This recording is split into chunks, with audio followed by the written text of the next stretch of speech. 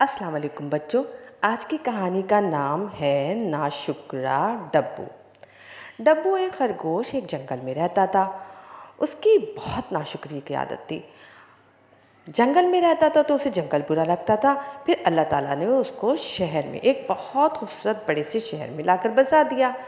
बबली एक प्यारी सी बच्ची थी। बबली को डब्बू इतना पसंद आया कि वो उसको अपने घर ले आई।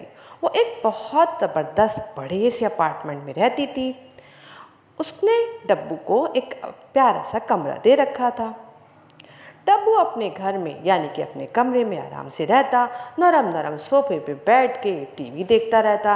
नरम नरम सोफे पे बैठ के गुनगुनाता रहता। कभी सोफे के ऊपर, कभी सोफे के नीचे, कभी कालीन पे लुढ़कते हुए। लेकिन फिर उसको जंगल याद आता और वो बड़ा मुंह बना के कहता, हाय हाय, मेरा तो जंगल ही बहुत अच्छा था।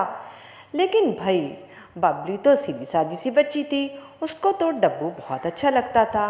वो चाहती थी कि वो डब्बू को लेके बाहर घूमे फिरे जाए, लेकिन डब्बू हमेशा अपनी बीमारी का बहाना बनाता। कभी कुछ कहता कि मेरे पेट में दर्द है, कभी कहता मेरे सर में दर्द है। लेकिन बबली एक मासूम सी बच्ची थी। वो समझती कि डब्बू बीमार है। वो उसकी हर बात मान लेती। टन टन टन टन, दरवाजे पर घंटी बज रही थी। टन टन, ओहो, फिर दरवाजे पर कोई आ गया। टन टन, डब्बू ने बुरा सा मुंह बनाया। उसको काम करने में भी मज़ा नहीं आता था। वो चाहता था उसे हर काम हुआ हुआ है मिल जाए, यानी कि ना उसे हाथ हिलाना पड़े ना पैर। आराम से बैठा हुआ सुस्ती से सब कुछ उसके सामने आ जाए। लेकिन फिर भी उसका जी ना भरता था। लो भाई, अब फिर कोई आ गया। जी जनाब, बबली आई थी। बबली उसके लिए हमेशा खाने पीने की चीज़ें और खेलने कूदने की चीज़ें लेकर आती थी। देखो बबलू, मैं तुम्हारे लिए इतनी सारी सी चीज़ें लेके आई हूँ। तुम्हारा नाम मैं बबलू रखूँ या डब्बू?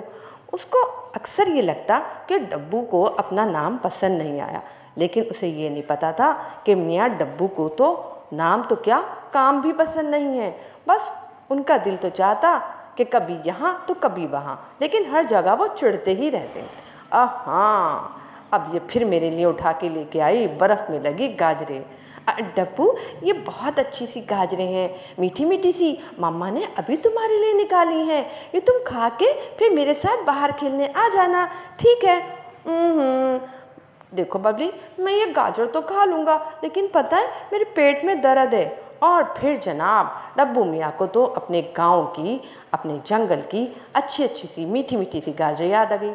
हाय हाय, क्या मीठी मीठी गाजरें हुआ करती थीं, लाल लाल। मैं जनाब खेत से चुरा के चुपके से दौड़ा चला आता था और पीछे मेरा, ओहो, अभी तक याद है वो लोमड़ कैसा चालाक था, मेरे पीछे दौड़ता आता था और मैं उसे गुच्चा दे के निकल आता था।